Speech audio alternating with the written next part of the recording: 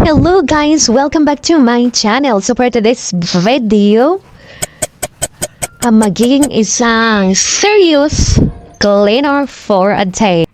So welcome back. It's a long time na wala tayong post dito sa ating vlog, dito sa aking YouTube account. So grabe ang pinagdaanan, grabe ang mga nangyari sa mga nakalipas na mga taon. So ngayon, hi, sa wakas nakapag-upload din naman tayo ulit.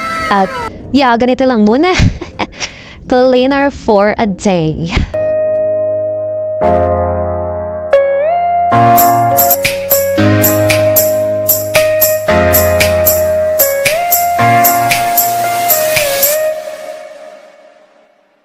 Dito tayo magsisimula sa may bintana sapagkat napakarumi na dito at marami ng alikabok. So napapansin ko habang ako'y nag-i-edit nito, ayan, sobrang taba ko na pala. But anyway, after 1 week ng paglilinis, marumi na naman ito. So ngayon, pinaysamantalahan ko muna maglinis sapagkat ako lamang nag-iisa sa ngayon. Habang naglilinis, napag-isipan ko muna na baka pwede naman mag-video-video para naman may mai-upload naman ako dito sa aking YouTube channel at higit sa lahat para naman maipaalam natin sa aking mga supporters out there na nanonood nitong aking content na talagang buhay na buhay pa ito ang aking YouTube channel. So ayan, so gusto ko lang munang magpasalamat sa lahat ng nanonood. Thank you Sa aking mga videos na kahit wala namang kaambag-ambag sa lipunan but still nandyan kayo nanonood, and thank you very much dahil patuloy pa rin kayong sumuporta kahit hindi naman kasupport itong aking mga content. Thank you. At dito ako sobrang nahirapan sa double bid na ito sapagkat kailangan mong ilabas ang iyong lakas para maibalik ito sa kaniyang dating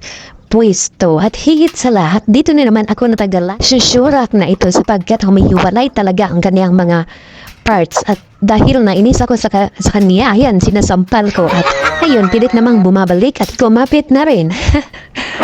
And after that, so inilipat natin sa kanya-kanyang mga pwesto itong surak at table natin para may konti namang pagbabago dito sa loob ng kwarto. At pagkatapos doon, dito naman tayo sa kabilang kwarto at kabilang bintana. Minsan mapapaisip na lang ako bigla kung may tao pa ba rito or nagtatauhan lang. At habang naglilinis tayo rito sa loob, sumasabay din sa atin ang napakalakas na ulan sa labas. Hindi ko alam kung may bagyo ba or talagang nagbabagyo-bagyuhan lang or umuulan-ulan lang. What? Bigla naman ako napapaisip kung kumusta na kaya ang mga tao na gumagawa ng ganitong gawain tulad ng cleaner sa ating mga kapaligiran at mga housemaid. Kumusta kayo ang kanilang mga situations, kung ano na kayang nangyari, ano na bang nararamdaman nila sa buhay. And I really appreciate them. So God bless to them. And in this world, everything has an ending. So tulad nitong aking vlog ay magtatapos na rin. Maraming salamat sa panonood and God bless everyone. Like and subscribe!